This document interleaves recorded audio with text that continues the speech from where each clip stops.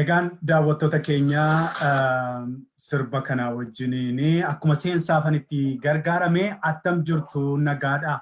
Bakkuma jirtan maratti nageenyi koo isin qaqqabu. Egaa ani yeroo ammaa kanatti miidiyaa kan irratti keessummaa haaraan qaba. Miidiyaan kun ODM jedhama. ODM egaa miidiyaa isin beektanidha. Keessumattuu dhiyeenya kana asii akka malee miidiyaatti gargaaramaa jirtan miidiyaa namni hafuura irratti baafataa jiru as biyya Ameerikaa kutaa Massachusetts jedhamu magaalaa Cambridge keessaan kallattiidhaan ani toora miidiyaa hawaasaarra jira. Yeroo ammaa kana waan baay'ee mari'achaa jirra. Yeroo baay'ee amma kun kallattiidha kan inni adeemaa jiru yaada keessan nan ilaala. Kanaaf har'a immoo keessummaa godhadheetanii namni ani har'a fudhadhee ba'ee social media irratti barreeffama akka malee xiqqoo nama yaachisuu fi waan nama rifaasisu fakkaatu attentionii koo hatee sanarrattanii gaaffiif deebiin gaazexeessaa duraanii obbo akkuma asirratti suuraa isaa argitan obbo Addunyaa Angaasuu wajjiniin marii goonaa. Namni isa wallaaltan hin jirtanii nan beeka social media kanarraa. Egaan har'a barreeffama tokko barreesse yaada barreeffamichaa sana dura isinii ibsutu narra jiraata utuu isaa wajjiniin gaaffiif deebiin godhini achi gara bosona Amaazonitti silkii ergeen quunnamaa jira. Yoo attam ta'ellee haalli yoo mijatuu baate telefoonaan akka inni duukaa yaada isaa dabarfatu afeerraa godheefiin jira. Haa ta'u malee ganama kanaaf mata duree falmii kan ta'e kana biratti qabsoo kana inumaayyuu qabsoo kana kan butee bilxiginnaa miti nuun jedhe. Egaa kun waan dhugaa dubbachuuf taanaan baay'ee falmisiisaadha. Isa qofa immoo miti qabxii 8 kan of keessaa qabu qabsoo Oromoo eenyutu gane kan jedhu qabxii gurguddaa 8 kan baay'ee xiyyeeffannaa namaa harkisuu danda'u lafa kaa'e. Isatu xinnoo naa galuu dinnaan akka inni ibsuun barbaade daawwattoota koo. Isa keessaa yoon calliseeruma riiviyuu isaa isinii kenne iddoo 8 qotee ilaale ani feesbuukii isaa jalalatanii ilaaluu hin dandeessu. Nama inni komatu 8 qaama 8 argee qaama 8 sanan keessaa baasee fecca'ee argee isa 8 isinitti hima. Maalan isin dhoksa isinis dhaqaa dubbisaa. Akkas jedhe Addunyaa Angaasuu qabsoo Oromoo kan gane namoota qabsaa'ota bilisummaa Oromoof manaa baane jedhantu gane bakka 150tti ciccitee nuun jedhe. Tokko dhaggeeffadhaa. Lammaffaa immoo qabsoo Oromoo kan gane humnoota qabsoo Oromoof manaa baane jedhanii haftee yookiin qurii sigaaraa irratti wal dhabanii wal dhabdee san gara qabsoo miidhuu yookiin qabsoo Oromoo irraan gaanidha jedhe qabxii lammaffaa. Sadaffaa irratti immoo qabsoo Oromoo kan gane kan qilleensarra balali'ee qabsoon Oromoo injifannoodhaan goolabameera jedhee Oromoon akka manatti galu warra godhedha jedhe sadaffaa irratti. Ajaa'ibaa. Arfaffaa irratti qabsoo Oromoo kan gane qabsaa'otaa fi aktiivistoota aangoo qunxurachuuf shaanxaa xaxattee kophaa fiigdee Finfinneetti luka ijoollee Adwaayii jalatti kufteedha. Aangoo besixootaa yellem jedhe aaruu isaati fakkaata afaan jalaatti makee besixootaa yellem sagantaa siyaasaa qabdu dhiyeessi aangoo yaabbadhu gaafa jedhan hamii eegalanii. Shanaffaa irratti qabsoo Oromoo kan gane humna isaa malee humna aangoonnaaf mala warra jedhedha. Ja'affaa irratti qabsoo Oromoo kan gane sagantaa siyaasaa utuu hin bocatiin miidiyaa meeqarra gugguufee laagaa kan banedha. Ammayyuu laagaa banuu malee homaa of harkaa hin qabnu jedhamee aangoon hin argamu. Kan jiranu Afrikaa aangoon akka shukkaaraatti mi'ooftu keessadha. Kan biraa immoo qabsoo Oromoo kan gane sirna suphina malee sirna hin jijjiiru humna jedhudha jedhe. saddeettaffaarratti qabsoo Oromoo kan gane humna amma qabsoo Oromoon butameera yookiin ganameera jedhudha. Jarana attami wantichi isin inni sammuu keessan hin miine amma wanta dubbisaa ture kun. Kanagaa kan nuun jedhee gaazexeessaa duraanii obbo Addunyaan Gaasuuti. Obbo Addunyaan Gaasuu tarii amma achi gara bosona Amaazon narraa baay'ee fagoodha gurbaan lafa inni jiru. Achitti bilbila koo ergeera. Mee asan fida suuraa isaas fideen sagalee isaa wajjin jedheetan waa tokko tokko gaafadhame. Obbo Gaasuu amma si eegaa jirra miidiyaa ODM kan biyya Trump jirurraati kanatti bilbilaa jiru. Ganama kana barreeffama tokko komii of keessaa qabu tokko gadi nutti lakkisnaananii yaadicha gara miidiyaa fiduu barbaade.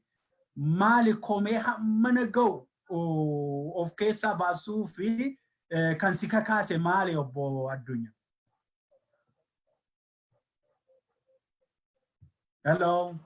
Meekani galatoomi sagantaa keerratti na affeeruudhaa fi tarii dursa otoo gara gaaffii keetti deebiin kennin dura atis ammuma daqiiqaa 10 dura naa bilbiltee ani immoo akka tasaa imalarran jira tarii sagaleen adda addaa duubarraan jiraachuu ni jiraata jedhee waan yaaduu fi daawwattoota kee dhiifama gaafachuun barbaada. Yoo isaan jeeqee haaluma dhiphataa kana keessatti waan amma kaafte kana amma tokko dubbachuu tan seenaa. Waa'ee ani har'a sa'aatii 6 yookaan sa'aatii 7 dura maxxanse natti fakkaata wanta itti kaaftee. Dhimmoota wanti amma sooshaal miidiyaa kanarra guutamee jiru dhaabbilee Oromoo otoo inni hinafiini aktivistoonni Oromoo walumaa galatti namoonni kabajamuun mirga Oromootii fi qabsaa turanii fi qabsaa jiran kan haaraa qabsootti makamees haa ta'u yoo ilaallu amma kana qabsoon Oromoo butameera kan jedhamutu miidiyaa hawaasaa kanarra baay'ataa jira. Dhugaadha. Gaafan taa'ee ilaalu qabsoon Oromoo kun butameera hin butamnee butamee yoo butamee eessa ga'eera inni jedhu gaaffii biraa ta'ee qoosaallee otoo hin ta'in yeroo ammaa kanatti durba butuun seera biyyattii seera adabbii biyyattii irratti illee waggaa meeqa akka nama adabsiisu hin beekama. Namni qabsoo bute immoo hagam akka adabsiisu yoo seeraan taa'uu baate illee qabsoon immoo seera dubara butuu caala natti fakkaata. Kanaaf namoota ni tarreesse suni gaafa seerri tokko ba'e seeratti illee gaafatamu jedhee yaada. Qoosaa hin jiru. Keessa kootiin barreessanii qabsoo Oromoo kan ganee akka xiinxala koo fi akka ejjennoo kooti kun ilaalcha kooti. Kuni ilaalcha kooti ideoloojii kooti kun. Namni ilaalchi sana fakkaachuu qaba hin jedhu abbaan fedhe ilaalcha adda addaa qabaachuu ni mala. Rakkoon siyaasa Oromoo keessa jiru iyyuu ideoloojii namni tokko qabu jala hiriiraa dirqama nuun jedhu ideoloojii ani qabu yookaan ideoloojiin ani qabu jala uummanni yookaan namni hiriiruu qaba isan jedhuudhaan waan akkasii kana baduu qaba gara fuulduraatti illee. Kanaaf kuni ilaalcha kooti. Ilaalcha addunyaa fi ilaalcha addunyaa qofadha. Abbaan itti fakkaateen fudhata, abbaan itti fakkaatee itti isaa, abbaan itti hin fakkaanne immoo qabsoo Oromoo dhuguma eenyutu bute eessa jira akkamitti butame. Qabsoon Oromoo yoo butame yoo qabsaa'oon Oromoo qabsoo Oromootiif qabsaa turanii fi qabsaa jiran yeroo qabsoon Oromoo butamu eessa lixan eessa jiru inni jedhu immoo gaaffii biraati. Haa ta'uuti qabxiiwwan si kakaase kana hunda tokko lama hiriyoon tarreessuu baadhee walumaa galatti kanan si kaasuu barbaadu. Qabsoon Oromoo butameeraa hin butamnee eessa ga'ee akka jirutti ta'ee qabsoo Oromoo dhaabbanni badhaadhina jedhamu dhaabbanni bilchiginnaa jedhamu har'a dhalate jechuudha. Har'a dhalatee dukaanuu deemuu hin jalqabne qabsoo Oromoo hin bunne. Kun cuunfaa kooti. Qabsoo Oromoo hin bunne. Qabsoon Oromoo qabsaa'ota Oromootiin aktiivistoota Oromootiin butameetu burjaaja'eetu jira. Qabsoon Oromoo butamee otoo hin ta'in sadarkaa burjaaja'e keessa jira. Kan burjaajessi immoo qabsaa'ota Oromooti. Aktiivistoota Oromooti. Namoota dura bu'insaan qabsoo Oromoo ni hoogganna jedhan qabsoo Oromoo burjaajesse. Kanaaf qabsoon Oromoo butameetu ijoollee Minilik harka galee qabsoon Oromoo butameetu ergamtoota ilmaan Minilikiin badhaadhina keessa guutamaniin hatamee qe'ee Abashaa galee qe'ee akaakayyuu warra Haayile Sillaasee galee qe'ee Minilik galee yoo jenne kuni dogoggora guddaadha. Kuusaa kanarra ga'eera Oromoo yoo ta'e. Beekaan Oromoo hooggansi dhaabbilee Oromoo beekaan xiinxalaan siyaasa Oromoo kamiyyuu sadarkaa kanarra ga'eera. Taanaan anaaf kun sheenii guddaadha. Kanaaf qabsoo Oromoo kan burjaajesse kan bute Oromoodha. Har'allee burjaaja'eetu jira. Akkas otuma obbo Addunyaa utuu achumarra jirtuuti namni egaa kallattiidhaan laayivii irra jira yeroo ammaa kana. Kanaafan yaada tokko nama maqaan feesbuukii isaa Qaasim Madoyyuu jedhutu qabsoorra yoo jiraatanii mee bu'aa maalii akka buusaa jiranoo haa himan kan jiru tokko wannoo jedhe yoo achumaan xiyyeeffannoon akka keessa qabsoorra jirama yoo ta'e hin butamne yoo ta'e warri irra jiranii mee bu'aa isaan buusan haa himani waan jedhu wayii barreesse. Isa sittanii qabsoorra jiru yoo ta'e qabsoorra jiru garuu qabsoorra jiraniyyuu qabsoon Oromoo nu harkaa butamteetti qabsoon Oromoo hatamteetti jechaa jiru. Qabsoon Oromoo har'a. Garuu ani immoo kanan jedhu qabsoon Oromoo kan bute humna biraa otoo hin ta'in kan bulchisiise yookaan immoo kan bute kan gatii dhabsiise isinii jechaan jira. Baay'ee gaarii. Jechaan jira fakkeenyaaf. Tole. Akkamittan isin jedhaanii qabsoon Oromoo eessarraa ka'ee eessa akka jiru dhaaba kamtu ijaaramuu qabsoo Oromootiif kabajamuu mirga Oromootiif namoonni akka gara falmiitti seenan dhimmoonni sababoota ta'an hedduudha. Kana keessaa dhaabbilee Oromootu ijaaramaa dhufan. Dhaabbilee Oromoo ijaaramaa dhufan kana keessaa dhaabni hangafti har'allee kabajnu borullee kabajnu seeraa Oromoo keessatti kabajama jiraatu dhaaba adda bilisummaa Oromooti. Tole. Dhaabni adda bilisummaa Oromoo waggoottan qabsoo gaggeessaa ture waggaa 50 keessatti waggaa 40 keessatti adeemsa dhufe kana keessatti maal ta'aa dhufe hammuma dhala Oromoo akka inni qabsoo isaatti ciccu akka inni maalummaa isaatti bilisummaa isaatti cisu akka inni kabajamuu afaansaa kabajamuu maalummaa isaatti ciccu fakkuma qabsoodhaan kana uummata Oromoo sadarkaa kanarraan ga'e qabsaa'ota hedduu harcaasaa dhufeera qabsoon kun. Tole. Qabsoo keessatti namni hin harca'a. Amala qabsooti waan ta'eef qabsoon nuffisiisaadha waan ta'eef namni hin harca'a. Tole. Garuu namoonni harca'an kuni mana isaaniitti galaniiru inni jedhu immoo gaaffii biraadhaan. Namoonni adda bilisummaa Oromoo keessaa dhaabbilee biroo keessaa harca'an kun mana isaaniitti galaniiru. Yookaan qabsoo dhiisanii biizinesii dhuunfaa isaanii jireenya dhuunfaa isaanii raanii gochaa jiru. Otoo akkas ta'e gaarii ture. Baay'inni isaanii persentiin 95 qabsaa'onni Oromoo manaa ba'an qabsoo bilisummaatiif.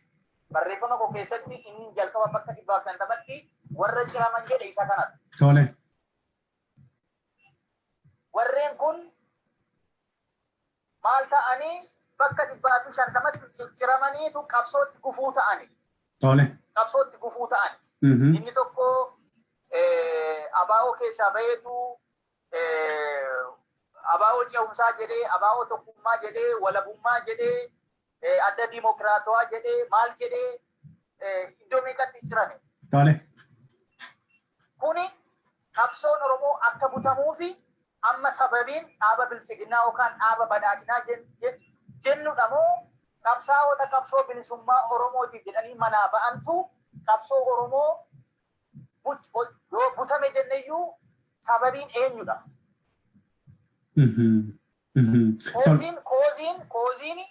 Kooziin burjaaja'uu qabsoo Oromoo humnoota kanadha.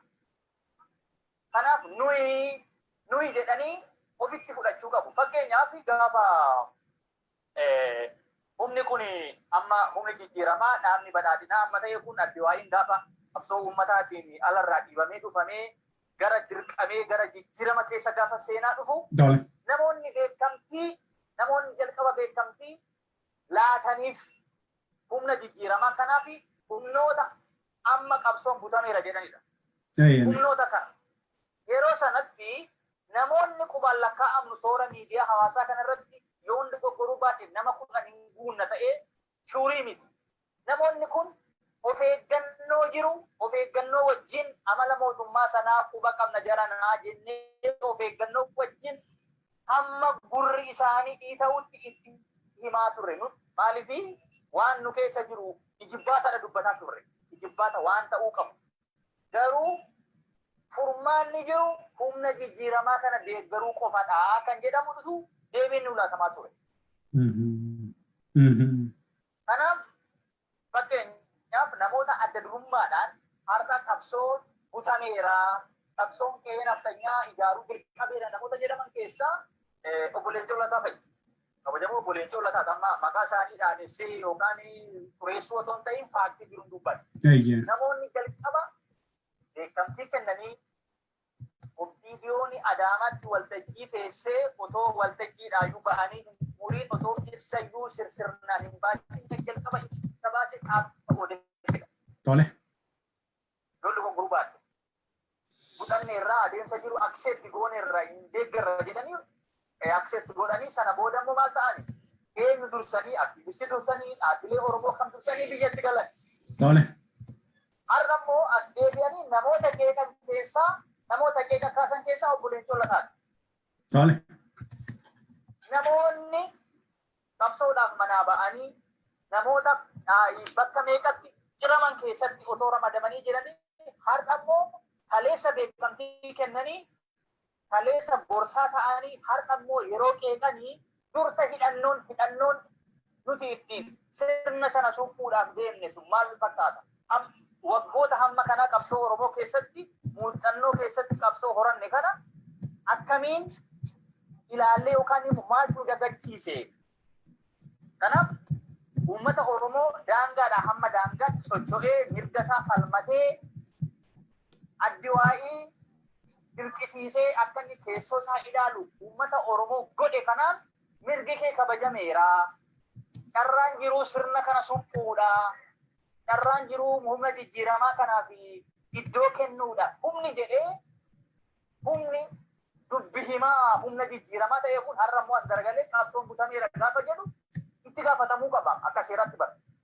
Maaliif uummanni Oromoo daangaadhaa hamma daangaatti of falma otoo gaggeessaa jiru gaaffiin koo xumura hin arganne otoo inni jechaa jiru gaaffiin kee xumura argateera qabsoon Oromoo goolabameera injifannoodhaan jedhamee uummanni manatti akka galu edda ta'e humni Adduwaayii keessaa immoo ba'ee humna jijjiiramaati ofiin jedhu immoo namoota fedhii qaban edda ofitti makate edda humni jijjiiramaa lukaan lafa dhaabbatee dhaaba siyaasaati waan ta'eef aayidoloojii mataasaa qaba. Akka aayidoloojii isaatti edda inni sirna ijaarrachuu jalqabee qabsoon Oromoo butameera jettee yoo dubbatte eenyu si dhaga'a? Kan itti gaafatamu humnoota qabsaa'ota Oromooti. Malee dhaaba badhaadhinaa hara dhalatee lukaanuu deemuu jalqabe miti. Kun ejjennoo kooti. Tokkoffaa obbo Leencoo maqaa dhoofteetu obbo Leencoo Lataa egaa paartii siyaasaa tokko hoogganaa turan hin beektaati. Jaarmiyaan isaanii sun immoo walumaa galatti dhaaba jijjiiramaa sanatti maragameera jechuun hin danda'ama. Walitti baqaniiru. Sanarraa kan ka'eera obbo Leencoo baatee jaarmiyaa isaanii keessaatiin natti fakkaata warri muudama argatanii waajjira muummichi ministeeraa keessa hojjetanii yeroo darbee miidiyaa irratti dhaggeessee ta'anii ibsa isaan kennan waa'ee intarneetiif waa'ee humna biyya sanaa dabalatee mee tole. Tarii maaliifan maqaa obbo Leencoo kaasee dhaabbilee Oromoo keessaa humnoota Oromoo keessaa nama akka dhuunfaattis nama akka paartiittis jalqaba hiriira Oromoon diyaasporaa kun hiriira galee gara biyyaatti gale kan dursa hiriira jalqaba kan hooggane isaanii jechuu barbaadeeta malee hundi keenya beeknu eenyumti as keessatti namni hin komatamne hin jiru. Aktiivistii Jawaar dabalatee aktiivistoonni waggoota arfaniif haala kanarra turan hundi isaanii akka ejjennoo koo ammaatti Oromoon sadarkaa kanarra ga'ee activist kumiin lallabamu kana activistii fi aktiivistii warra kaan activistii fi bilisummaa Oromoo dabalatee KFO dabalatee itti gaafatama kana keessa jiru akka kooti. Tole baay'ee gaariidha. Aktivistoonni aktivistiidha malee jaarmiyaa hin qaban yeroo sana obbo Addunyaa. Aktivistiin immoo atis aktivistiidha. Waa'ee quuqama saba keetti dubbataa oolta, katabaa oolta. Eenyuyyuu baay'eetu jira. Amma aktivistii tokko keessaa butanii qabsoo Oromoo danqiteessitu duuba deebisee jechuun mataansaa jaarmiyaan Oromoo yookiin immoo Oromoon jaarmiyaa kan qabne tuffachuu hin fakkaatu jechuun jaarmiyaan jaarmiyaadha. Jaarmiyaan humna caasaa hedduu qabaa. Aktivistiin aktivistiidha. Kanaaf aktivistoota Oromoo waggoottan arfan darban kana keessatti gaaffii keetti murree. Fixeera. Kanaaf keessumattuu jaarmiyaa fi aktivistii wal bira qabuun kuni tokkoffaa gatii aktivistiitu waan jaarmiyaa caale hin fakkaatu. Jaarmiyaan waan caasaa qabu, waan dhaabbata qabu, waan uummata Oromoo bakka bu'ee laayisensi ta'edha. Aktivistiin garuu abbuma baheetu quuqamaatu miidiyaa hawaasaan ta'uu danda'a waan meeqaan as bahee koonsernii isaa yookiin quuqama isaa tore. Waan tokko na yaadachiifte aktivistiin dhaaba siyaasaa miti aktivistiidha kan naan jette aktivistoonni waggoottan arfan darbanii miidiyaa hawaasaa kanarra socho'aa turani hin milkoofne malee dhaabbilee Oromootiif olitti of muudaniitu sanaa ol deemaa turan. Ayidooloojii siyaasa mataa isaanii qabaataniitu ayidooloojii mataa isaanii uummata keessatti sirriitti lafa qabatee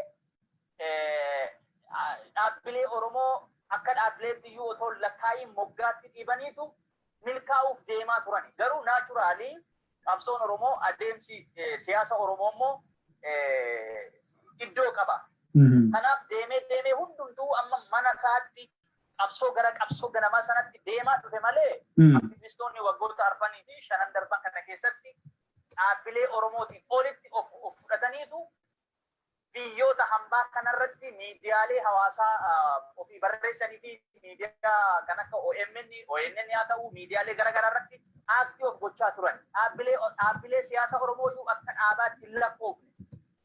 Garuu adeemsi siyaasaa immoo uumama mataa isaa danda'e waan ta'eef deemamee akkuma gara qabsoo ganamaa sanatti uumamni nuti qabsoo ijaarsa caasaa Oromoo gara sana waan ta'eef kanaaf gara sanatti deeman. Waan tokko aktivistoota Oromoo yoo hubatte barreeffama koo keessatti qabsaa'ota Oromoo bakka 150tti ciramanii fi aktivistoota Oromoos jedheera. Aktivistoonni Oromoo waggoottan arfanii fi waggoottan shanan darban kana keessa hawaasa kanarratti waliin qabsoo gaggeessaa turan. Namoonni miidiyaa OMN irratti sagantaa Raabaadoor irratti waliin guyyaatti yeroo 2-3 dhiyaataa turan waliin qabsoo finiisaa turan har'a waliin jiru. Isaanumtuu. Dhaloonni qubee kunillee dhaabbilee Oromoo ABO'n bakka meeqatti ciran yoo ta'u jennee ABO komannu nuti iyyuu humni amma jiru dhaloota qubee inni jedhu kuniyyuu bakka meeqatti of cire. Har'a waliigaltee hin qabu aktivistiin Oromoo iyyuu. Inni waliin qabsoo gaggeessaa ture iyyuu. Inni hir'ina dhaabbileen Oromoo jiran guutee qabsoo sochoosee sun iyyuu har'a waliin hin jiran. Har'a fakkeenyaaf aktivistoonni tokko sadarkaa adda addaatti muudamaniiru. Inni kaan immoo aangoon dhabe jedheetu qabsoo bifa haaraatiin gaggeesseetu jalqabee jira. Namoonni nuti kaleessa dogoggoroota jiru yeroo nuti himnu nutti iyyaa turan gantuudha si ergamtoota Geetaachoo Asaffaatti humnoonni jedhamaa turan har'aas deebi'anii immoo dhaaba badhaadhinaa kanatti iyyaa jiru. Yeroo tokko ala Oromoo kana Oromoodhuma kanayyuu akkamitti akka xiinxalan anaaf naa hin galu. Kaleessa dhaaba badhaadhinaatiif sirbaa tureetu dhaabni badhaadhinaa lafa qabatu iskittaa kana ishee gedaa'oo sagojjaniif gondiritti sirbamu kana otoo hoteellii fi naayit kilabiin finfinnee hin hafin sirbaa tureetu har'ammoo gaafa carraa wayii dhabu gadi baheetu ministeerri Oromoo 22 keessa 3tu jira jedha. Yoo fedhe. Kuni tuffiidha. Oromoo tuffiidha. Oromoo tuffachuudha kun. Oromoo tuffachuudha. Kaleessa afaan bananii ifa manaa godhe jecha kana fayyadamuu kootiif akka fedhanitti barreessanii akka fedhanitti qabsuranii Oromoo manatti galchanii fakkeenyaaf waraanni tokko gaafa waraanatti amma tokko waraanamu amala waraanaa keessa jiraatee waan beekuufani namni tokko humna tokko gaafa waraanaaf qopheessitu maal akka gootee mootiveet gootu gaafa waraana keessa jiru akkamitti akka mootiveet gootuu fi waraana keessatti yeroo waraanni tokko dadhabee akka ni dandamatu akkasaan itti gootee waraana sana liid gootutu jira. Oromoon waggoota 4-5 walitti aansee waraana keessa ture. Waraana sana hamma dhumaatti otoo deemuu, otoo wareegamuu, otoo ilmaan wareeguu hin dadhabne. Ittuma fufe. Kan qabsoon asirra geesse suuta jedhaa tasgabbaa sirna suphuudha malee sirna jijjiiruu miti jedhamee kan lallabe eenyudha? Qabsaa'ota Oromooti. Qabsoota murree irraa kan jedhe qabsaa'ota Oromooti. Gaafa sana amma sirni kun akkaataa sagantaa siyaasa isaatti kan sagantaa istiraatiijii mataa isaanii qabanii dhaaba biyya fakkaatu akka biyyaatti ijaarrata jedhanii hamma isaan dhaaba badhaadhinaa bilchiginnaa kana ijaarratanitti harka maratanii taa'an. Har'a gaafa dhaabni jirtaan nagaama addunyu daawwattoota keenyaa xiqqoo seenuu gadi ba'uun kun qabsoon xinnoo sagaleen kee hin kukkutaa egaa masi tarii meelitiiti keessaa baatee deebitaa laata yoo jirta ta'e gaaffiin amma nagaama xiqqoo neetwoorkiin kukkutee deebi'a tole. Jedhamee achuma utuu dubbiirra jirtuun waa tokko quba si qabaachisa. Sagantaa hin qabu sagantaa utuu hin qabaatiin fa waan jedhu kaasteetta addunyaa. Jaarmiyaan bar sagantaa ala jaarmiyaan socho'u jira yoo ta'e jaarmiyaa iyyuu natti hin fakkaatu inni jaarmiyaa Oromoo natti hin fakkaatu yoo dhuguma sagantaa hin qabu ta'e sagantaa siyaasaa imaammata ittiin bor biyya bulchu. Sagantaan jedhe isa miti. Dole. Sagantaan otoo sagantaa hin qabaatiin kanan jedhe isa miti. Dole. Namni sagantaa qaba adda bilisummaa Oromoo sagantaa qaba sagantaa adda bilisummaa Oromoo sirriitti hin beeka. Keessumattuu ammas erga lammaffaa itti deebite waa'ee dhaabaa sagantaa siyaasaa adda bilisummaa Oromoo sila dhaabaa uummanni Oromoo akka ija isaatti jaallatu qaroo ija isaatti jaallatu jettee waa'ee dhaaba kanaati kanatti kaaste dhaaba kanarraa eega ture namni jette. So maaltu sitti mul'ate dhaaba adda bilisummaa Oromoo kan Jaal Daawud Ibsaatiin hoogganamu kana keessatti akka biyyi sun qabsoon sun butamuu fi dhaabni kun badiinni godhe maayinni qeeqaati qabdu dhaaba kanarratti dhaaba kana keessa jirta waan ta'eef. Addatti dhaaba adda bilisummaa Oromoo qofarraa miti qeeqan qabu. Addatti utuu hin taane irra caalaatti dhaaba kanarraati waa eegde sababa dubbii kee keessatti kan hin argu Oromoon kan inni akka dhaaba kooti jedhee walii galuuf jaallatu jettee jalqabdee sila yeroo jalqabdee dhaaba kanarraa eega waan ammaa nama irraa qaamarraa waa guddaa eegdu komatta miti. So amma gaaffiin koo achirratti akka dhaaba keetti sagantaa dhaaba adda bilisummaa Oromoo hin beekta keessatti guddatte saganticha keessa turte deeggarta miseensa. So maaltu amma komee kanaan gadi si baase dhaabni kunoo roorroo jabduu keessa rakkina keessa akkuma argatu kana hooggantoonni isaa hamma jalaa hidhamanitti qeerroon kaleessa si wajjin wal'aansoo gochaa turan mana hidhaatti kun akka hamma ukkaanfamanitti rakkina gurguddaa dhaabni kun dandamatee deemaa jiru ta'u jira. Akkamittiin dhaaba kana komachuun danda'ama? Dhaabni kun dhaaba komatamuudha amma haala amma keessa jiramutti dhaaba komatamuudha dhaabni Adda Bilisummaa Oromoo kun. Galatoo meela sagantaa siyaasaa kanan jedhe sagantaa otoon qabadhiin kanan jedhe addatti Adda Bilisummaa Oromoo kanarra deebi'an dubbadha. Hirrina Adda Bilisummaa Oromoo keessa hirrini jira sirriitti kana dhaabittis beekaa ABO'n hirrina qaba. Namni dhuunfaayyuu hirrina qaba. Namni mana bushiyyuu hirrina qaba. Namni dhuunfaaniyyuu jireenya gaggeessu keessatti hirrina qaba. Dhaaba kana miti. Dhaaba kanarratti duulliin baay'ataa maaltuun baay'ataa suni amala siyaasaati amala qabsooti. Sana hagam ofirraa facaa suni sana keessa seenuun barbaadu ajandaa keenya waan hin taaneef.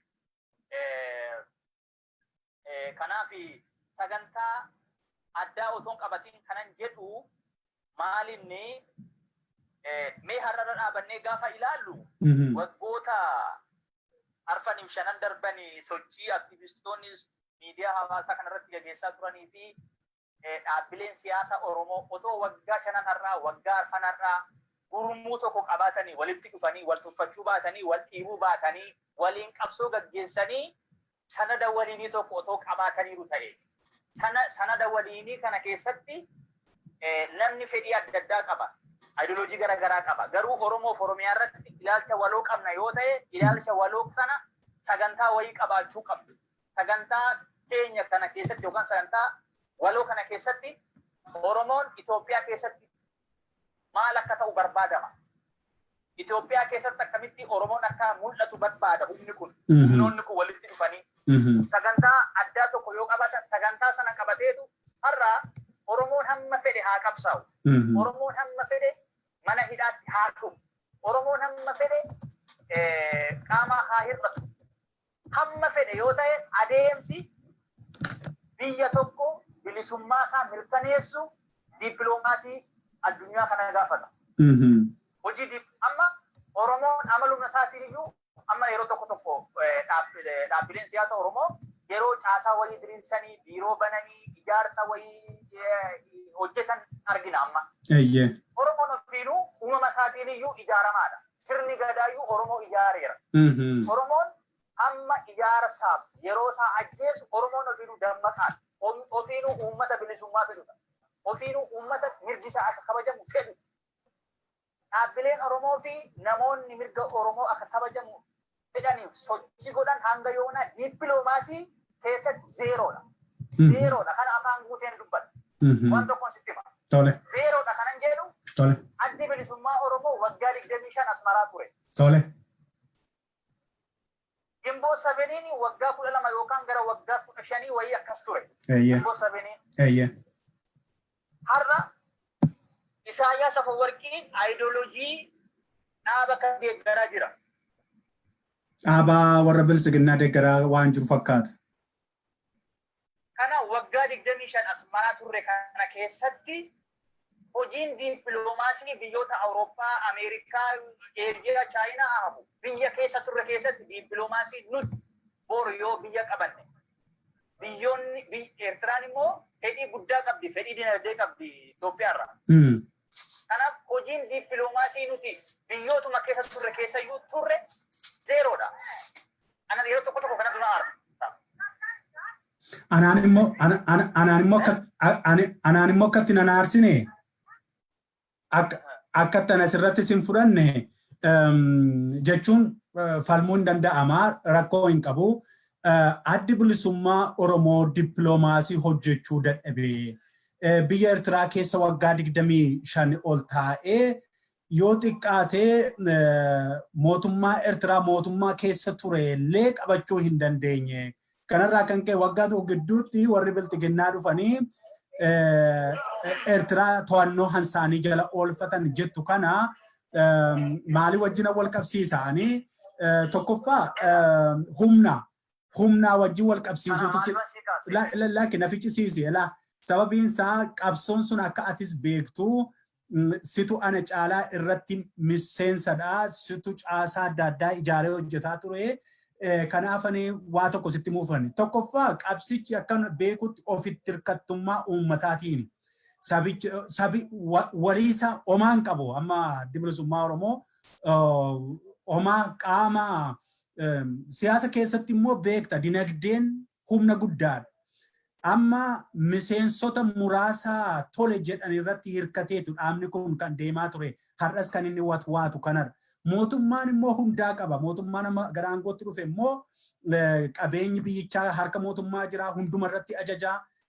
Biyyi immoo Afrikaanota keessatti immoo dantaadha. Dantaa jala hiriira namni nama humna qabu nama dinagdee qabu irratti. Wanti guddaan ati irratti komachuu qabdu dippiloomaasiis gaafa jennu keessumattuu diiyaaspooraa hayyoota baratan maal kana isaan kun of ijaaranii hojii dippiloomaasii hojjechuu kan qabu silaa isaanuu ture warra biyya alaa kanatu warra biyya Afrikaa keessa warra Eertiraa ture irra caalaa sanas xiyyeeffannoo keessa galchuudhaan akka kootti addumatti rakkoo dhaabni kun ammarraatti qabu yookiin ammayyuu qabaataa jiru rakkoo inni uumaa jiru buruqfamee akka dubbatamu nama barbaaduudhaan akka mari'annu kan barbaadudha. Kanarratti wanticha si dhaabe dippiloomaasiin hojjenneen kuni mootummaan qabdu beektaa humna qabdu waan ta'eef biyyoonni adda addaa immoo warra humna qabu, warra aangoo qabu, warra dinagdee qabu wajjin tarkaanfatti.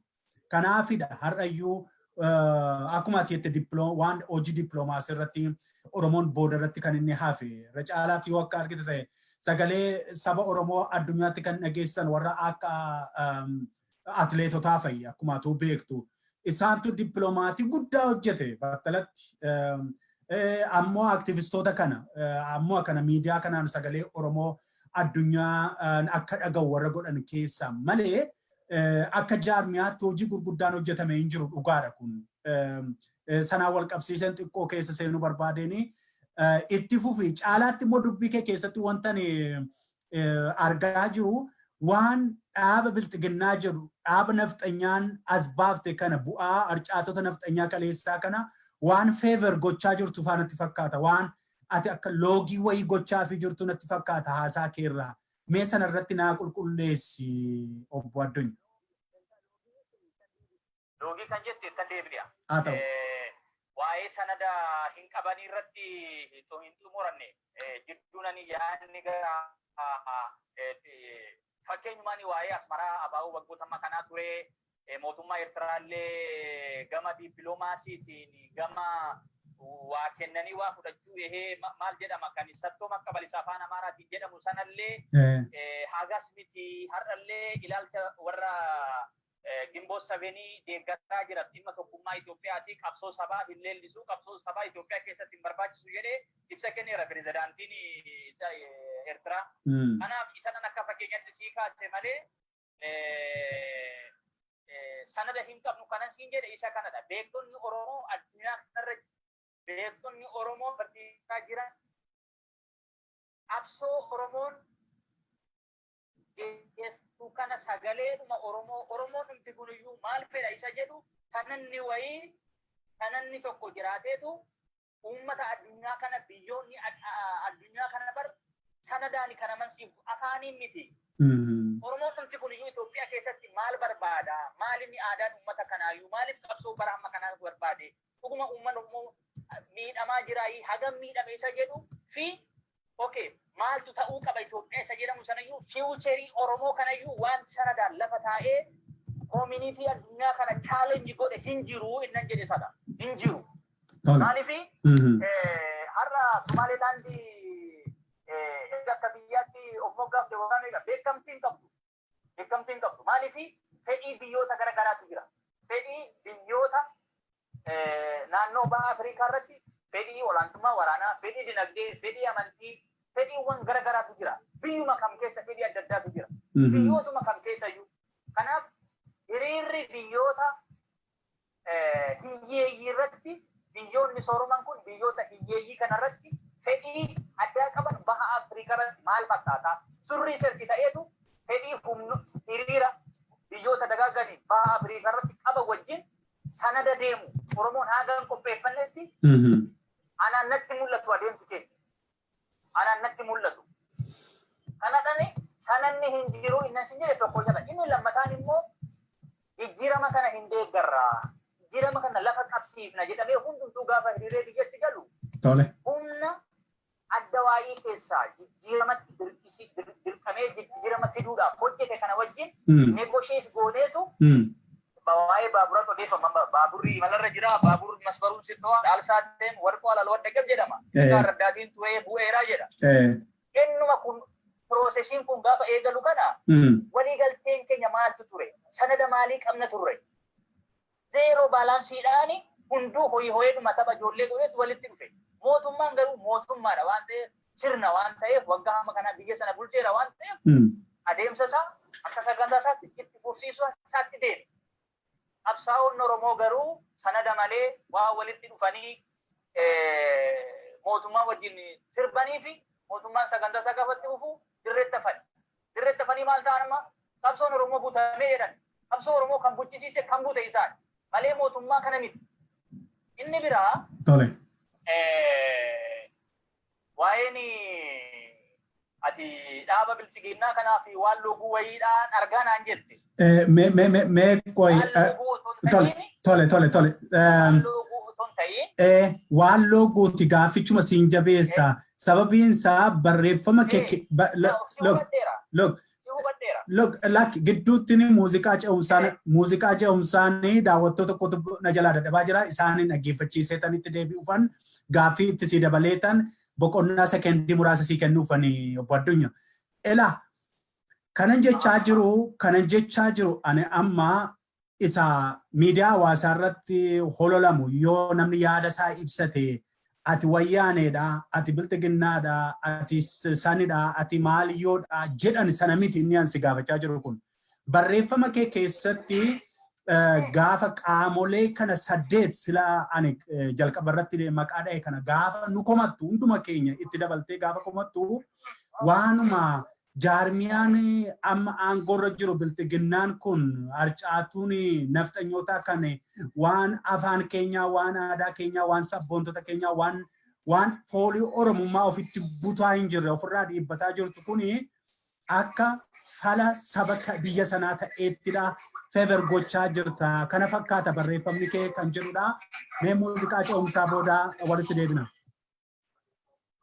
Jaamboo eenyuun gurbaa Jaampoo Jooteedhaan mi'as naa fidaa isaa inni xiqqooshee wannoo jiru xiqqooshee mataan addunyaan mataan dhukkubse obbo Jaampoo addunyaa hangaasuu baay'ee mataan dhukkubse qabsoon butameera weettanii qabsoo bilxiginnaan hin bunneenu jechaa jira badhaadhinni hin bunnee jechaa jira.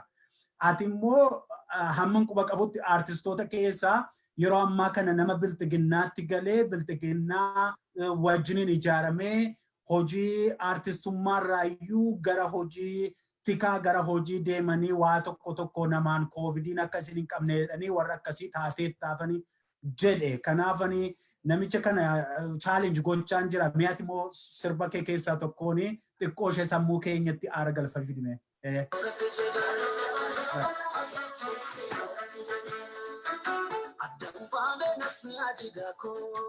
Sirrasenyu na beka rubako kandarbe somebody sitting kasu kasin mero no gote sayate sambangabe uambone goksega na tujisa ulimbula male yomasidisa barisda bareda na magechi orappe jedana. Addunyaa yoo torarra jirta ta'ee aartistii kana yeroo dheeraa kennuu hin danda'u asii istiidiyoodhaa yeroo gaggabaabsan jechaa jiru warri gulaalan warri kaameraa tole kanaafanii mee waan bilxiginnaadhaaf utuu dubbatte natti tola. Kanaafaniyyuu carraasii kennuu kooti. Afaan Oromoo dubbatu jarri kuni haa ta'u malee yeroo ammaa kana keessatti sabni Oromoo dhumaa jira, sabboontonni rukutamaa jiru, hooggantoonni hidhamaa jiru. Egaa akkuma ani quba qabu waan biyya sanaa quba ni qabdaatis. Kanaaf haasaa keetu waan isaaniin namarratti goobsu isaan waan wayyoo ta'an fooyyee qaban godhee nutti agarsiise. Kanaafani akka clear of gooti yookiin immoo istaandii keenatti himtuu barbaadeeni miidiyaa kootti dhaggeeffattoota koottis. Maal jedhama rakkataan ulfa fuudhamoo maal jedhame waan ta'e rakkataan ulfa fuudhamoo maal jedhama mammaaksa Oromoo keessatti. Jedhu haa ta'u. Dhaaba badhaadhinaa kana garmalee faarsitee garmalee iddoo kennitee humna bilisiginnaa kana kan jedhu sababiin qaba. Tole. Edda ji'a tokko ji'a lamaan guutanatti fakkaata garmaleen firoomoos gochaa jira. Dhugaan. Badhaadhinaa kana. Dhugum. Dhugaadhuman dubbadhaan alla uumama koo keessattanii maalinni waan natti fakkaateen deeggara waan natti fakkaateen balaaleffadha. Tole. Ideoloojii nama dhuunfaa yookaan waan ani itti amannee fi jedhee ani hin dhukkubsadhu yookaan hin cinqamu sammuun koo bilisummaan akka yaaduun barbaada. By the way, amma har'a waa'ee hir'ina dhaabni keenya qabusi baay'ee sooltu qubaadhe waan kanarraa amma miidiyaatti dubbadhe kanaa ol waggaa 15 duras waggaa 10 duras waggaa 8 duras 5 duras waggaa 1 duras kanuma nan dubbadhan hir'inoota jiran. Har'a maaliifi addunyaan ji'a tokko asii ji'a lama asii addunyaan maaliifi bilisiginnaa kana faarsaa yookaan immoo akka waan bilisiginnaaf loogdaa kan jedhu sababiin ani qabu maalinni homaa hin qabnuudha. Homaa hin qabnu waan ta'eef an faarsa. Homaa hin qabnu. Homaa hin qabnu waan ta'eef bilisiginnaa har'a qabeenyi keenya bilisiginnaadha jechuu keeti. Homaa hin qabnu gaafan siin jedhu. Tole. Jijjiiramni amma dhufee amma jiru kun dhaabni badhaadhinaa jedhamu kunis wanti amma butame jedhamu kunis mootummaan jijjiiramaa amma dhaabbate kunis hooggansi Abiyyiin amma biyyatti gaggeeffamaa jirtu kun jaalannee jibbinee otoo hin ta'in dhugaan jiru jijjiirama qabsoo Oromootiin jijjiirama hiriyoota keenyaatiin miidhama nuti itti miidhamnee dhufe jijjiiramni kun iddoo kana kan ga'e. Kan sabkooziin nuyidha. Isa waa'ee sablammoonni biyyattii qabsoo gaggeessiruun sablammoota wajjin kan jiraan aaktii goona malee qabsoo kan itti wareegame ijoollee Oromoo fi ijoollee Oromoo qofadha. Kana hin beekna. Kana utuuluu miti yookaan warri kaanii gadi hin qabdanii miti. Warri kaan maaliin adeemsa qabsoo keessa gara xumuraatti harka kennachaa dhufanii yaadaan sappoortii nu gochuu jalqaban. Tole. Garuu humni beeziin yookaan baakbooniin jijjiirama amma jiru kun keessiinsaas qabsoo Oromooti. Tole.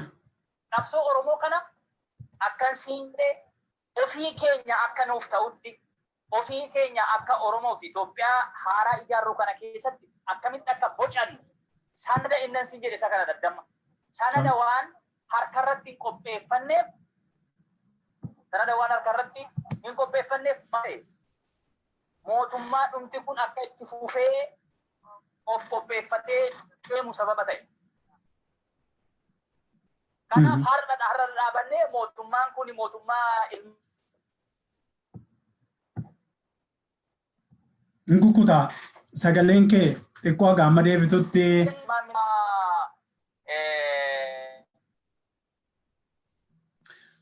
sagaleen kee inkukuta neetworkiin rakkisaa jira daawwattoota keenya xiqqoo ishee gurbaan achi gama bosona Amaazon fagoo irra jira hin komachiisu neetworkiin rakkisuu danda'a.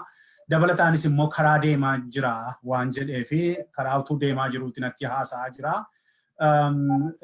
Kanaaf akkuma inni deebi'ettanii akka inni yaada isaa xumuratu godhaa. Tarii mee yoo deebi'eera ta'e yaada isaa akka inni xumuratu carraan kennaafi. Egaan daawwattoota keenyaaf falmiin jiru maa inni amma jijjiiramicha kan bute biltiginnaadha yookiin badhaadhina kan jedhamu kun ilaalamuu qabaa kan jedhudha. Mee yoo seeneera ta'e haa xumuratu. Noori xumuradhu neetworkiin akkas rakkisaa jiru naa gala. Egaa dhiifama daandiirra deemaa jira ajaja kee waan ta'eefanii dirqameetti seeni malee daandiirra jira siin jedheera. Kanaaf humna yookaan jijjiirama qabsoo Oromootiin dhufe kana wareegama dhaabbilee Oromootti kaffalan kana wareegama namni meeqatti dararamee sadarkaa kanarra ga'e kana otoo ta'eeyyuun jedhan. Har'a otoo humni ilmaan minilik haajaakii gooteetti iyyuu ta'e haajaakii gooteetti jedhee beekamtiin laatu'an. Kun adeemsa tooftaa qabsooti. Bilisummaa jechuun hamma naaf galamutti xiinsammuudha. Qabeenya horachuu miti. Yookaan waan addaa qarshii miiliyoona biiliyoona lakkaa'uu miti. Bilisummaa jechuun sammuu keetiin namni ana na ajajuun jiru anatu ana jettee ofii keetiin of ajajjee biyya kee irratti dachee kee irratti jiraachuudha. Haga kanan taanetti wareegama dhaloota tokkoo itti kaffallee dhufne kana akkuma tasaadhuma callifnee waanuma xixiqqoo wayii waan daandiirra bu'uu didee fi ilmaan minilikiitu kiiloo 4 jira yoo jenne roongiidha sun. Hin fakkaatus.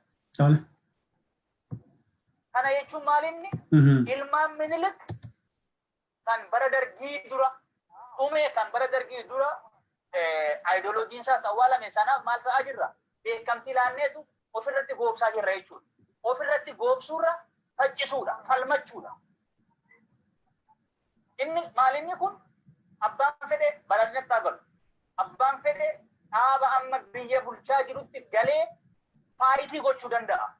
Humna minilik humna Haayile Sillaasee ilma Haayile Sillaasee amma kiiloo 4 guute jedhamu kana bilisiginnaa keessa guute jedhamu kana itti galee faayitii gochuudha.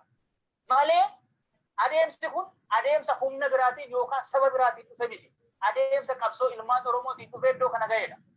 Kanaaf butame jennee qarreetti baanee iyyuurra dubarri gaafa butamte bari callifamee dhuma lalamu bari biyyatu butii buchisi intala buusisuudhaaf namni bari hin fiiga bara. Warra buteedha qabara. Digalamee butame jennee iyyaa jira amma Oromoon. Qabsoon Oromoo anaa fi dubara duudaadha. Kanaaf har'a qabsoon butameera jennee fiiskaa kana feesbuukirra naannofnee hanga afuufnu yookaan akka Oromootti mooraa Oromoo jabeeffachuudha. Jabeeffatanii hojii hojjechuudha.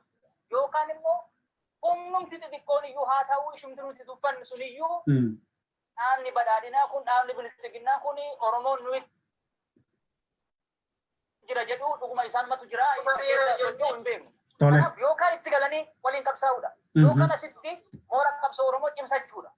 Akka kun hin taanetti dhaabni kun dhaaba bilisiginnaatii dhaaba ijoollee miniliki jennee har'a Oromoon guutuun gara beekamtii kennuutti deemna yoo ta'e waan gochuu hin dandeenyedha. Waan gochuu hin dandeenyedha. Oromoon falmarra ture. Oromoon qabsoo gurguddaa gaggeessaa ture. Har'a maalirra jira? Sadarkaa konfiyuuzii ta'erra jira. Sadarkaa konfiyuuzii ta'etti immoo namni dagataadha. Sammuunsa dagataadha. Sa'aatii daganne sana keessatti humni biraa immoo inni dur Oromoo sodaatu garmalee sodaataa jira. Of ijaareetu caasaa fe'ee ciruu danda'a. Caasaan ciramaa hin jiru hin jennu. Caasaa isa ciramu sana dhaqxeetu itti galta. Itti dhaqxeetu inni fakkeenyaaf lammaanfaa gareenii milkeessaa miidhagaa ta'ee baasan maal ta'ee buqqa'ee jedhu miti. Iddoo isaan buqqa'an kan biraa yoo namni tokko bara otoo lolaa jiru yoo tokko du'ee bar tokkotu lola miti. Sadarkaa tooftaa akkasii adeemsifnurra kan geenye jiru. Malee harka marannee IPLF waggaa 30 mormaa turre ammas immoo bilisiginnaan kan naftanyaati kan minilikii ta'uu danda'a. Sanamma keessa galee miti sana miti amma beekamtii kennuu hin qabnu. Rakkoo yoo jiraate iyyuu rakkoo sana faayitii gochuudha. Kanaaf akkasitti na hubadhu. Akkasitti yoo hubadhe wayya. Hedduu si hubadheera dhugaatti yaada kee utuu jechuun battalatti qophoofnee miti yookiin maal goonee miti. Battalanii feesbuukii kee dubbiseen waan kana miidiyaatti fiduun barbaada. Waan qabsoo butamee kana bifa biraan nutti maa jirtaa jedheetanii yaada haaraa waan nutti ta'eef gaaffii utuu ati karaarra deemtuu si dirqamsiisee miidiyaa kootti si qabee ammas hedduu galatoomin siin jedha akkuma horuu kee irratti waa buufattee jirtu kana COVID-19 irraa of eeggadhu waan ati horutti hidhatte kanallee hin beeku kaampaanii isaa keeshaa ashaboo kan biyya dura wannoo jennu fakkaataan hin beeku warra Amaazonitti waan isin oomishaa jirtanii. Egaan baay'ee fayyaa ta'e ulfaadhuu nagaa ta'e gaaffiif deebii naa dhiyaattee Obbaan Gaasoo Addunyaan Gaasoo miidiyaa koorratti taasisuu keetiif hedduun si galateeffadhaa baay'ee galatoomii. Maqaa daawwattoota kootiin ammas irra deebi'eetan si galateeffadhaa nagaatti siin jedha miidiyaan ODM istiidiyoon ODM amma gaan daawwattoota keenya isinitti hin deebi'aa jira yeroo ammaa kanatti dhugaatti obbo Addunyaan Gaasoo waan itti fakkaatee waan qabsoon butameera warra tarii gara boodaarra dhuftanii fi obbo Addunyaan Gaasoo qabxiiwwan qaama 8 komate daawwattoota keenyaa isa irra deebi'uun tarii barbaachisaa laata warra booda seentanii fi qabsoo Oromoo kan butee bilxiginnaa miti nuun jedhee waa jennaananii chaalenji isa gochuudhaaf miidiyaa irratti fidee keessumattuu qabsoo Oromoo kan gane yookiin namoota qabsaa'ota bilisummaa Oromoof manaa baane jedhan kan ganna waggaa kan iddoo 150tti wal kukkute kanadhaa jedhee kan biraan immoo warra haftee yookiin qurrii sigaaraa irratti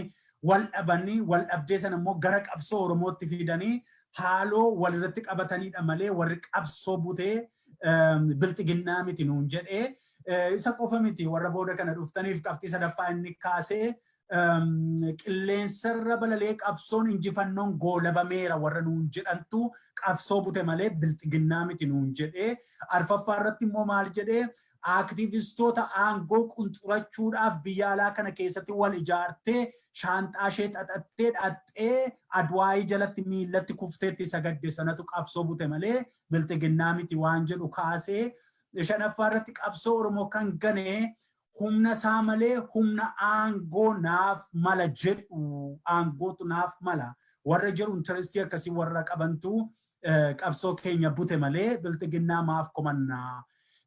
Achi immoo qabsoo Oromoo kan gane sagantaa siyaasaa iyyuu lafaa utuun bocatiin utuun qabaatiin abbaa siyaasaa abbaa jaarmiyaa warra of godhanii miidiyaarraa dibbee nutti reeban kanatu qabsoo bute jenna malee qabsoo kan bute bilxiginnaa miti akkas jechuun sirrii miti. Qabsoo Oromoo kan gane sirna suphina malee sirna hin jijjiiru humna jedhedha. Sirna kana hin jijjiiru. Sirna kana garuu suphineetu guddisuu ijaaruu qabna warra nuun jedhu sanatu sirna kana bute bilxiginnaa miti. Qabsoo Oromoo kan gane jedhee qabxii 8ffaa irratti inni kaa'ee qabsoon Oromoo kan gane humna amma qabsoo Oromoo butameera yookiin ganameera jedhudha jedheetu konkuluud godhee baay'ee kan nama ajaa'ibu immoo booda keessatti waan ati gootu kuni waan jara warra bilxiginnaa kana deeggaruun fakkaatu jedhee gaaffiin isaa dhiyeessee fi lakkii miti amma dhugaa dubbachuuf filannoo kan biraa hin qabnu warra hojii hojjetantu amma ta'e isaanii karaa kan biraa immoo isaan maaf rikogniishinii kennuun mataansaa sammuudhaa garboomuudha. Isaantu bute jettee jaarmiyaa siyaasaa warri aktivistoota asbaanii xiinxala nuu kennan mataan isaaniiyyuu warra amma garboomanidha warra dursanii mo'amanidha. Namni bute sun nama si caaludha. Kanaaf beekamtiiyyuu qabsoo irratti jirta taanaan jedheetu kan baay'ee na ajaa'ibsiisee durba butii waan jedhamu jira aadaa keenya keessatti aadaa baay'ee jajamullee natti fakkaatu humnaan durba fudhatanii badduu tokkotu jira. Naannoo aadaa godinaalee keenya keessatti iddoo adda addaatti waan inni jedhamu hin beeku. Butii jedhama lafan dhaladhetti. Yeroo butiiyyuu jedhee addunyaan yeroo butii mataa isaayyuu hin butteedhanii beekamtii kennutu hin taane hin faccisuu jedhee dhaqaniitu irraa buusisuudhaaf jedhanii mana dhaqanii naannoo kootti mana gubuunuu jira. Fedha dhala kee fedha ati ammaa abbaa dubaraati yoo taate intala kee fedha ishee malee gaafa humni tokko karaarraa butee nan fuudhadhee fudhatee badu deemtee dhattee humna qabduun appilaa itti goote mana jaraallee gubuun jira walajjeesuun illee jiraachuu danda'a malee qabsootu butameedhanii taa'anii miidiyaarraa boo'uun hin barbaachisu erga nuun jedhee booda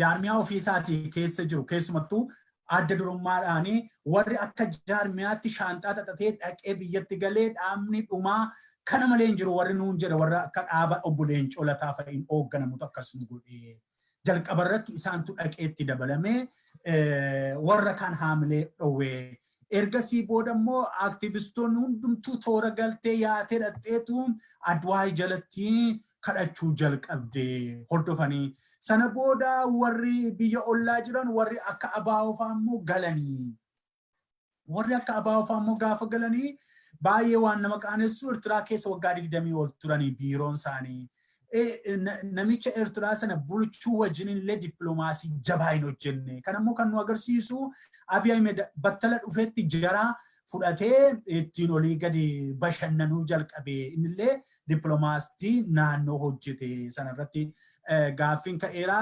waliin waan nama dhibu immoo isaanumatu iddoo meeqatu wal qoode warra dura turan sanatu jaarmiyoota kanatu wal qoode isaan kanadha warri qabsoo bute isaan kanadha jedhaa malee bilxiginnaadha namicha isa kana hin jedhiina Abiy Ahmed hin jedhiina jedhe addunyaan attamiin ilaaltu sin attamiin ilaaltu kan jedhuuf carraa isin ilaachuudhaaf lakki yaada gurbaan kun jedhe yaada gurbaan vaayirasii baqaa fi bosona Amaazon keessa jooru biyya baqaa biyya keessa jiraachuu dadhabee deemu kun sirrii miti warri jettan yoo jiraattan miidiyaan koo kan keessan irratti akka falmitaniif irratti akka dubbattaniif dhuftanii akka irratti falmitaniif kunoo miidiyaan kun keessan siniifan ijaare hafuura baafadhaa kottaa dubbadhaa walii wajjin mari'adhaa yoo ani illee qaqqabu ta'e ani seetaappist yoo asii taa'een sinii hojjedhaa isin nama 3 nama 4 nama 2 ta'aatii wal ijaaraatii beekan mari'achuu barbaanne stiidiyoo kee nuu sirreessii nuu qajeelchi jedhaa walitti sin gadhiiseetan waan barbaaddan mari'attu kana booda nama tokkorra huuba hin buufnu qabsoon Oromoo butamaa akka kanaan duraa isaanitti abalutti maal jedheen dubbadha wanti jedhamu hin jiru ODM'tu jira akka kanaan duraa warra abaa'oon qeeqnu hin sodaanna jechuun hin jiru ODM'tu jira akka kanaan duraa warra akkasii warra biyya bulchan aktivistoota ittiin tuqnu hin sodaanna jechuun hin jiru ODM'tu jira akka kanaan duraa warri OPDO biyya saamtu malaammaltoonni warri biyya TPLF caalaa qorqaa jirtu hin tuqamtu na ajjeeftii hin jennu ODM'tu sinii jira kana baasuudhaaf kanaaf itti fufnaa hin mari'annaa kallattiidhaan seennee akka kana mari'annaa gara fuulduraatti 4-5 ta'aniitu teenya as keessatti yaadaan wal falminee mari'annaa warri dhaabbata bilxiginnaa keessaa yookiin jaarmiyaa bilxiginnaa keessaa biyya alaa kana keessa jirtan waayifaayin kan isin hojjetu nooraa ODM'tti afuran isin baafachiisa itti falmaa warra kaanitti in ilaalla sagantaa keessa in ilaalla deeggarsa waan isin deeggartaniif isin ilaalla hin sodaatinaa kottaa miidiyaan kan keessanii ulfaadhaa kanan isiniin jiru an beekan gulummaa irranaati asuma biyya Trump keessa biyya COVIDin nama 42 ol galaafattee jirtu keessa ani gurraachi keessan asuma taa'eetan sagalee keessan isinii ta'uudhaaf iddoo kana jira keessaan nuquun nama mari'adhaa hin dubbannaa dubbannee afura baafannaa dhaloota bilcheessinaa nagaatti.